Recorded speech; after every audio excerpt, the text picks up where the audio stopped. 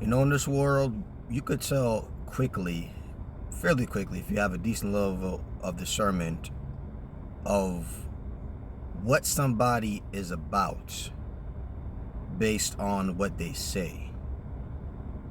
You could tell what they're really for based on the content of their words and the frequency of certain words. And this world is dominated by words. It's how we navigate. We communicate with words. We understand with words. All around, we see words that help us to navigate things, navigate life, make decisions based on words.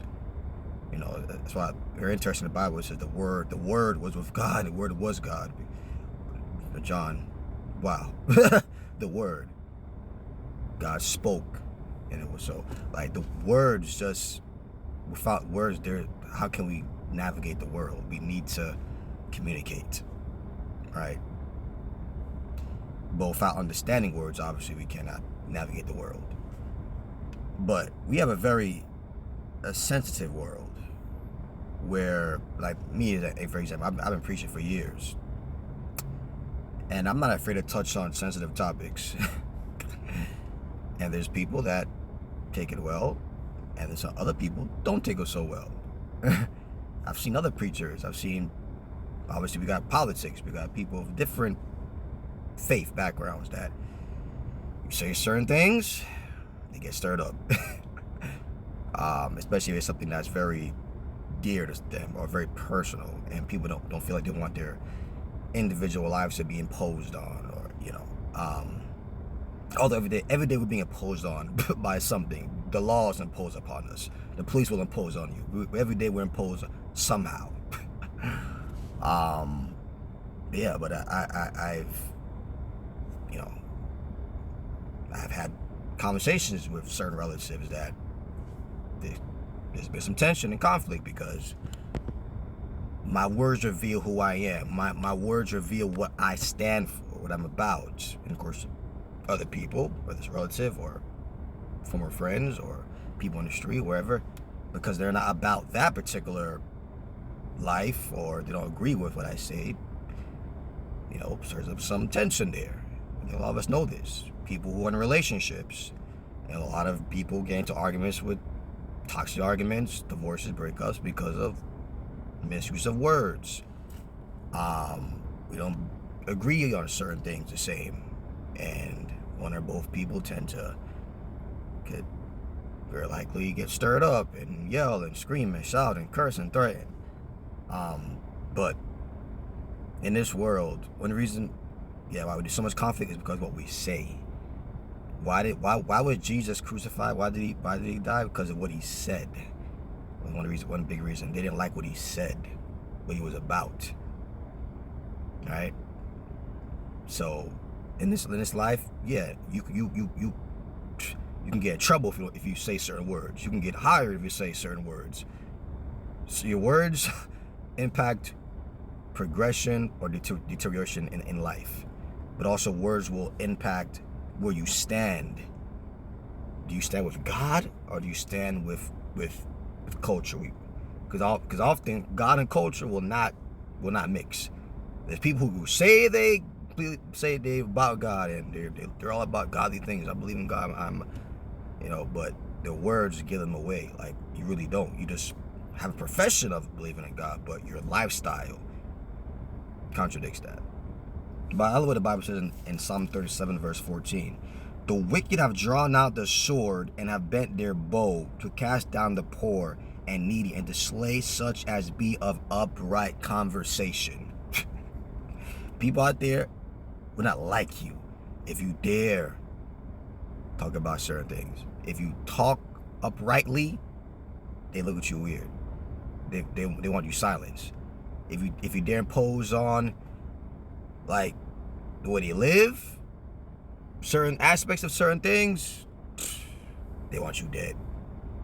How dare you say I shouldn't get drunk? How dare you say I need to be, honor my spouse and be faithful? How dare you say I'm God, I was born this particular gender and that's what I am. How dare you say that? We get, wow, you gotta die now.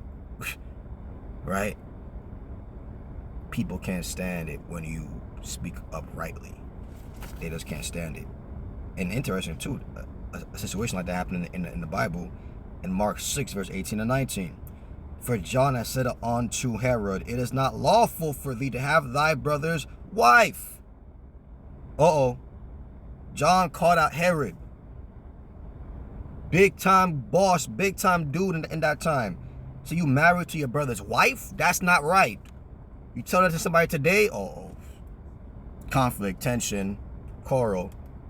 When you tell it to somebody, y'all were cool. Y'all may not be cool now, cause I got like what? Excuse me? How dare you? Cause now you're imposing on their own appetites, their own pleasures, their own desires. They crave so much. That's my personal life. That's my personal business. That's my. Called him out. Therefore, Herodias, Herod's so-called wife, had a quarrel against John, and would have killed him.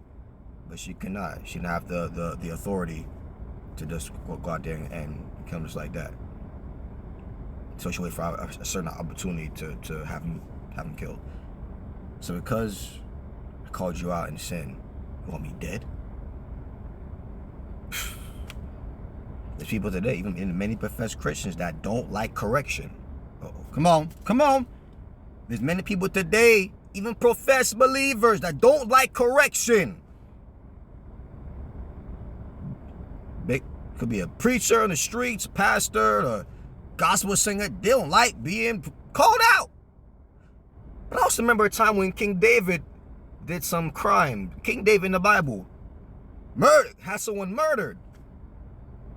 Lied with adultery. God used a prophet Nathan to call him out. What did David want Nathan dead? Nathan said, no, I did wrong. I sinned. I needed this correction. Yet professed Christians would say, I'm about God business. I'm a fight for God. You can't receive correction. That's pride right there. I'm not saying you got to agree with the correction. I will at least say, okay, let me hear you out. Let me hear if what you guys say has any credibility. And if I'm wrong, I will apologize and recant. I will turn away. But if you're wrong, respectfully, I will continue what I was doing. I'll continue my course. Many of us don't say that. We continue doing what we're doing and automatically shoot down what others got to say. And usually we do it in very hostile ways. That's pride. That's pride.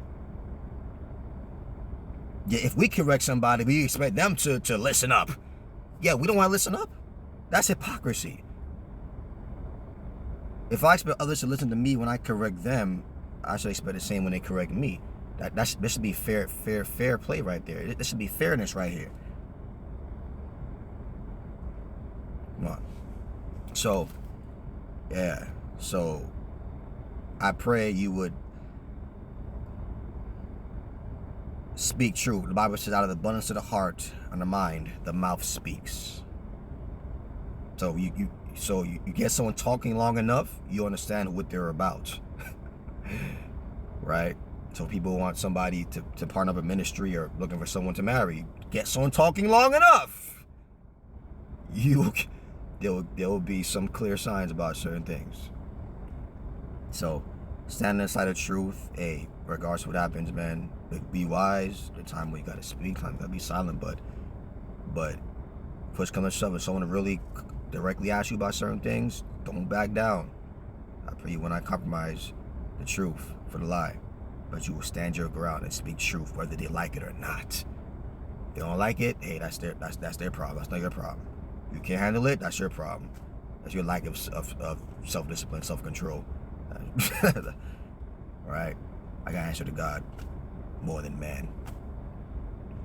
Man's fading away. God's stays eternal. All right, y'all. God bless you. I love you.